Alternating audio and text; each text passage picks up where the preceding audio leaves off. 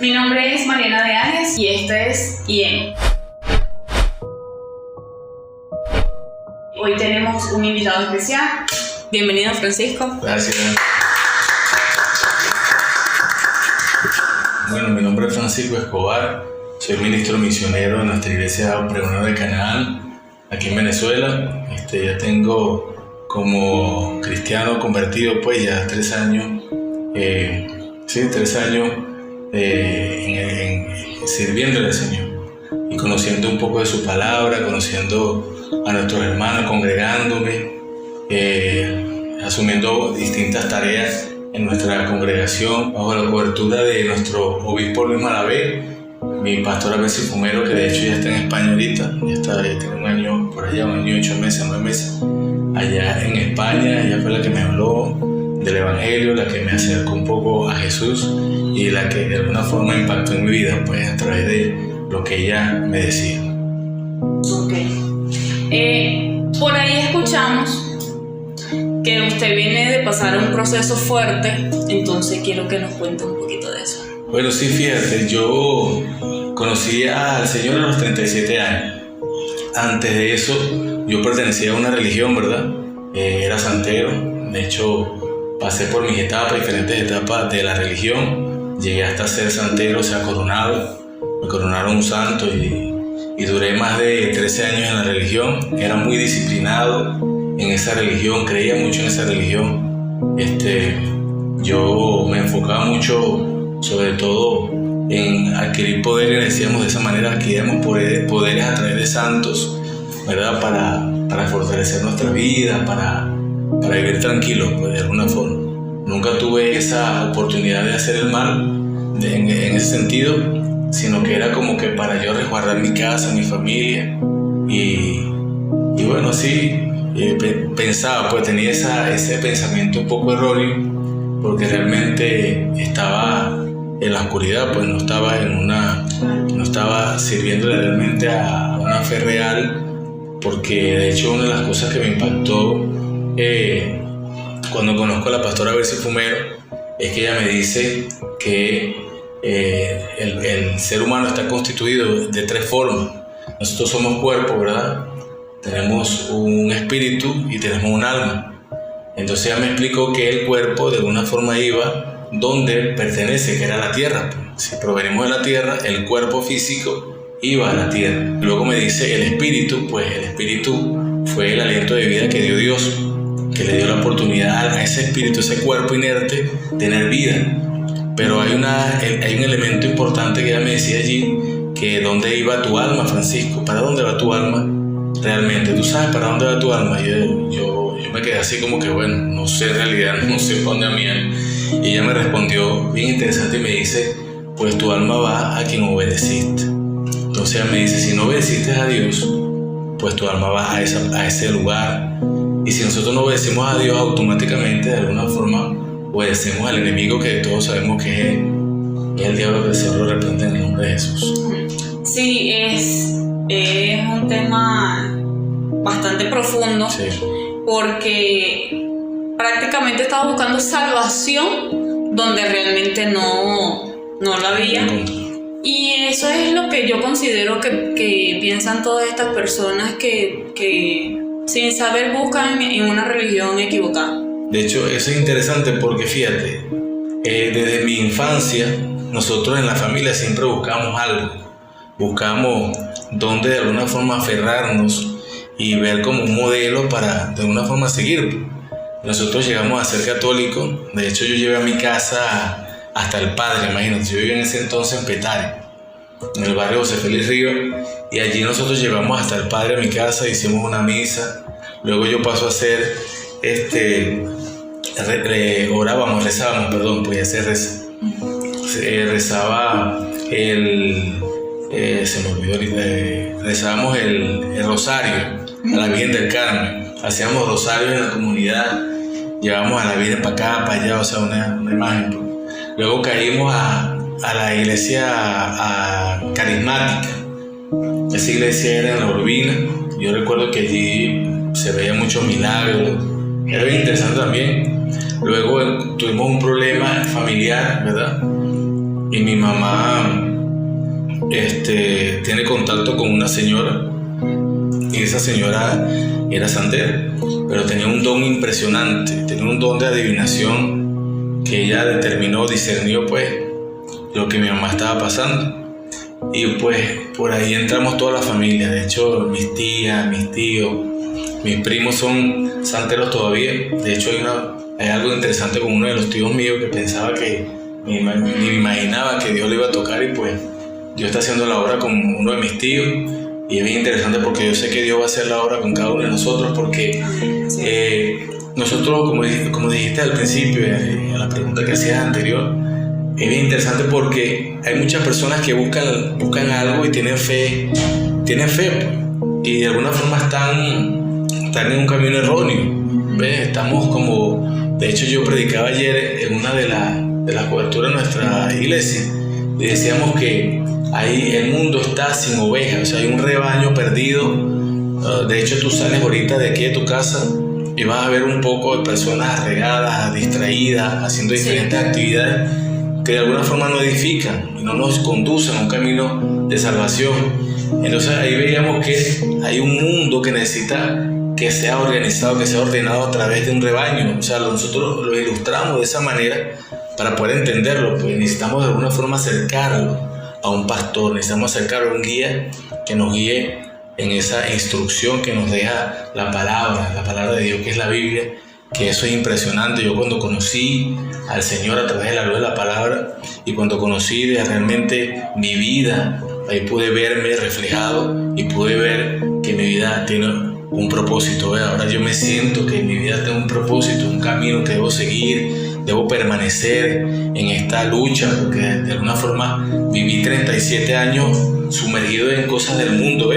Vivía sumergido en valores, idolatría, conducta, de hecho cómo hablaba, cómo me expresaba. Ahora tengo 3 años de alguna forma desaprendiendo y aprendiendo a la vez, porque la Biblia nos instruye, nos enseña. ¿Para qué? Para que nosotros seamos diferentes, para que nosotros de alguna forma también tengamos testimonio para los demás, y que la gente de alguna forma observe un cambio en nosotros y poder también inquietar a los demás. Sí, bueno, de alguna forma volvemos a nacer. Exacto. Esa es la palabra. Como estábamos hablando ahorita, buscamos salvación, y bueno, a veces nos dejamos guiar por personas que están erradas, y como usted muy bien lo dijo, ahorita el mundo está tan cegado que solamente están buscando a alguien que los guíe. No hay alguien que los guíe como tal y les diga, mire, de verdad que este es el verdadero camino. Así es. De hecho, me llama mucho la atención ahorita en esta nueva era, nosotros jóvenes, seres humanos, padres, jóvenes, niños, estamos sumergidos en tanta distracción que nos aparta siempre de buscar el camino de Dios. De hecho, nosotros todos estudiamos, ¿verdad? Venimos desde el kinder, luego al colegio, al liceo, a la universidad, pero nada de eso de alguna forma nos habla del Señor.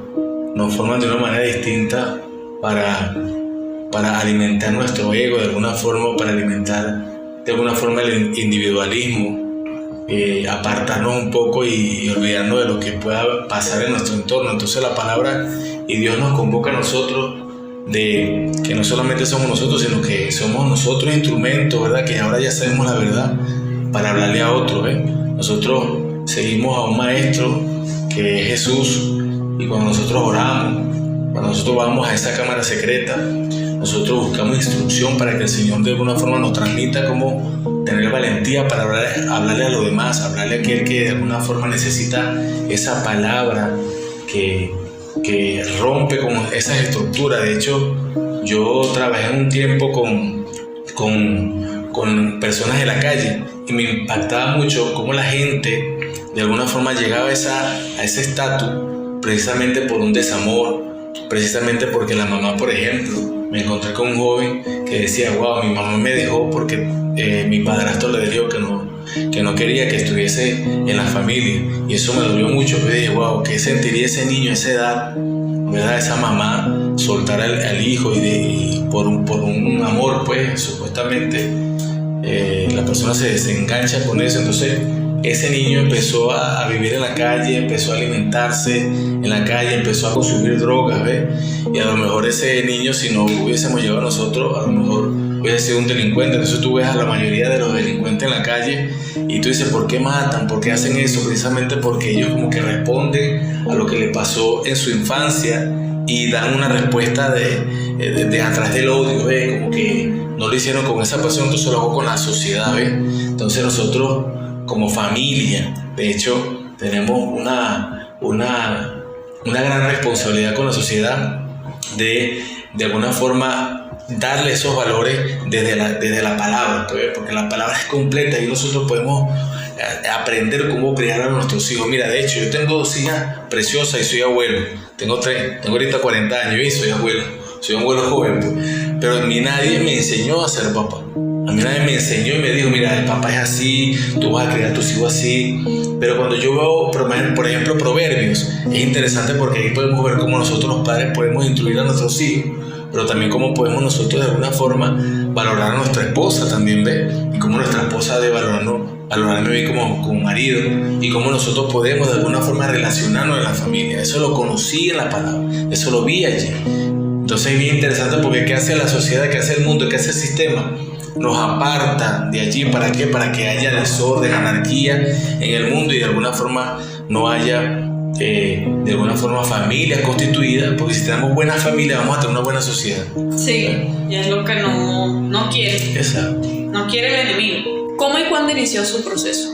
Ok, eso fue en la pandemia. Fue interesante, porque de hecho, y es testimonio, no tengo vergüenza de decirlo, yo conocí una compañera de clase, ella me dio la oportunidad de tener una bodega en mi casa. Era con el Estado, con la gobernación, perdón. Y yo recuerdo que me dio la oportunidad de tener esa bodega, pero no era con mi capital, sino con el capital de ella. Y yo empecé a vender pues en mi casa. Y era bien interesante porque vendíamos mucho, vendíamos demasiado. Luego, nunca se nos pagó los intereses, nunca se nos pagó nada por nosotros, por vender. Siempre nos decían que nos iban a pagar después y esas cosas. Lo cierto es que la compañía dice que yo le debía una cantidad de dinero que yo decía que era imposible, porque si más bien ella me debía, yo digo, ¿cómo te debo si tú más bien me debes? Y si te debo, bueno, descuéntamelo de ahí. Claro. Entonces eso genera un conflicto interesante, que eso a mí me impactó demasiado, que yo no podía ni dormir, porque yo decía, wow, yo no tengo cómo pagar eso, o sea, yo no tengo cómo pagar eso. Entonces yo recuerdo que yo, bueno, acudo a mi religión, voy a donde mi padre, pero no me dijo que tenía que hacer estas cosas, no sé qué más. Era con un bollito es una cosa de masa de maíz, para los que no sepan. Hizo una cuestión ahí, y sí, para ver si podemos resolver y eso, el dinero y eso. Lo cierto es que yo coloco eso ahí frente a la deidad que yo adoraba y se lo comí los ratones. Se lo comí, yo digo, yo decía, no, yo tengo de verdad esto por todos lados. Entonces eso me generó como que no, yo no confío en ese chico. Entonces una vez agarro y me encuentro a la pastora Bercy, la nombro mucho porque ella me ayudó mucho. Y ella me dice, mira, te voy a invitar para un servicio, para que vayas y bueno, y conozcas al Señor. Pues yo, bueno, sí. Al día siguiente era domingo y me voy al servicio. En ese entonces estaba predicando mi obispo Luis Moravé. Y es interesante porque yo llego ya cuando los especiales estaban ya realizados, ya lo habían hecho, llegó ya el obispo predicando. Yo me coloco al final del apartamento, de hecho un apartamento así como este, me coloco en la columna y él empieza a predicar y empieza a decir que tú vas a tener un encuentro con Dios el día de hoy, porque él conoce lo que tú estás pasando, pero él lo decía como que a la gente. Pero yo veía que las manos se le dirían a mí y yo, wow, o sea, sí, no. Le digo, yo se acercó conmigo, yo volteaba para los lados. ¿Será que alguien le habló? Y yo, ¿a quién yo le he hablado de esto? A nadie yo le había comentado eso, solamente mi esposa, mis hijos y mi mamá y mi persona, porque estaba sufriendo eso. Entonces lo cierto es que él me señala a mí, él me dice, vas a tener un encuentro con Dios, vas a hacer lo posible de unir, vas a ir, no se va a buscar un espacio en tu casa, preferiblemente que lo hagas en la madrugada, que es más tranquilo, se van a vestir como que si fuesen a una cita de una novia o un novio, lo decía de manera plural, a todo, pero yo decía, eso es para mí, que me lo está diciendo es a mí. Y decía, eso mismo lo voy a hacer hoy. Y lo cierto es que llegué a mi casa después de eso. Estoy en mi casa